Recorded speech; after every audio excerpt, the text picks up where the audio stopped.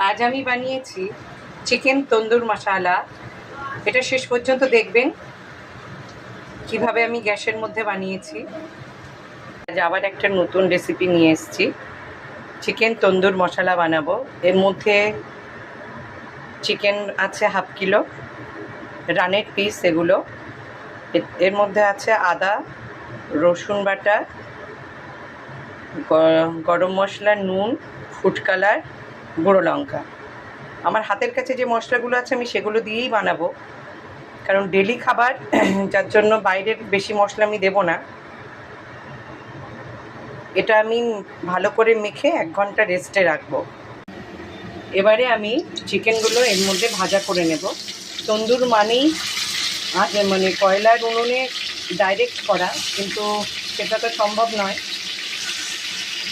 তা আমি যে পদ্ধতিটা করছি এটাও কিন্তু অনেকটা টেস্ট লাগবে, অনেক ভালো লাগবে, করে দেখবেন একবার। তন্দুর মানেই ডাইরেক্ট আগুনে পোড়ানো। আমি এটাকে এইভাবে একটু পুড়িয়ে নেব, উল্টে পাল্টে করে পুড়িয়ে নেব।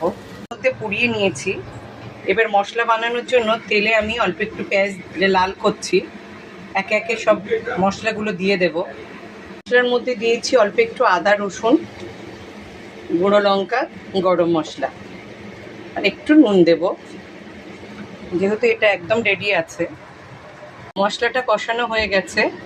এর মধ্যে আমি চিকেনটা দিয়ে দিয়েছি। এটা একদম স্লো আঁচে করব, একটু জল অ্যাড করবো এর মধ্যে, স্লো আঁচে আস্তে আস্তে করব।